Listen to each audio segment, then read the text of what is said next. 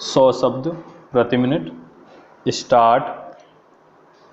मान्यवर, इस विषय पर जो चर्चा हो रही है, मेरी दृष्टि में यह काफ़ी गंभीर और महत्वपूर्ण है, क्योंकि इसका संबंध सारी दुनिया की आधी आबादी से है।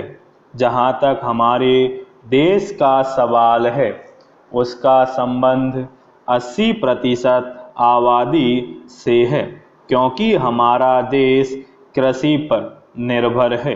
पूरे देश की खाद्य समस्या से इस मंत्रालय का संबंध है। इसलिए मेरा अनुरोध है कि इस विषय पर जो भी सुझाव माननीय सदस्यों द्वारा दिए गए हैं या दिए जाएंगे, उन पर मंत्री जी अवश्य ध्यान देंगे और उन पर उपयुक्त निर्णय लेंगे।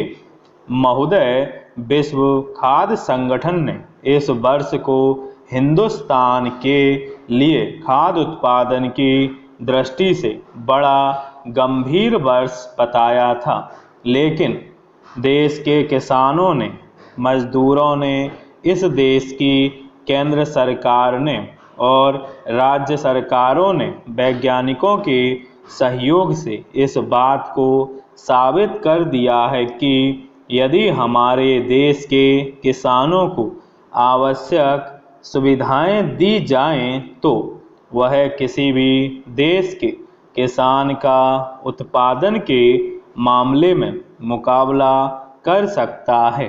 इसलिए सरकार का यह पहला कर्तव्य है कि वह किसानों की हर तरह से सहायता करे।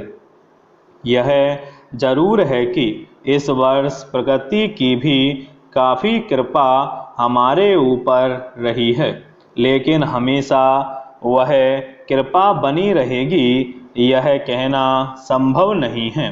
इसलिए इन सारी स्थितियों को ध्यान में रखते हुए भविष्य के लिए आत्मनिर्भर होने के लिए कौन से कदम उठाने चाहिए, इसकी ओर कृषि मंत्रालय को विशेष ध्यान देना चाहिए। महोदय, सिंचाई के बारे में काफ़ी चर्चा हुई है।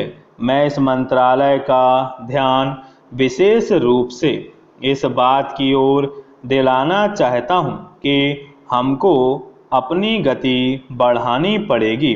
जो हमारी सिंचाई की योजनाएं हैं, उनको हमें शीघ्र पूरा करना होगा।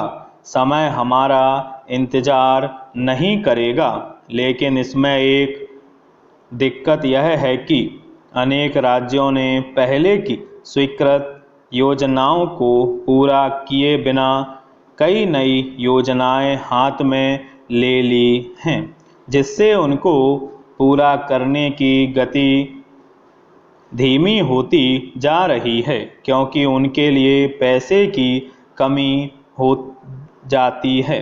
अगर प्रगति हमारा साथ ना दे तो हमारे देश पर भारी मुसीबत आ सकती है। इसी मुसीबत से बचने के लिए हमारी प्रधानमंत्री ने 20 सूत्री कार्यक्रम में सिंचाई को भी सम्मिलित किया है।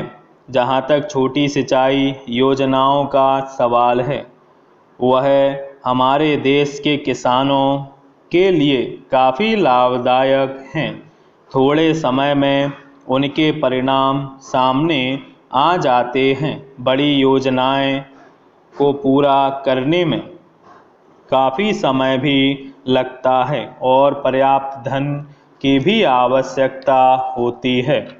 इस संबंध में मेरा सुझाव मंत्रालय को यह है कि इन योजनाओं से जो पानी सिंचाई के लिए किसानों को दिया जाता है, उसके दाम इतने ज़्यादा रखे जाते हैं कि सभी किसान उसका लाभ नहीं ले पाते।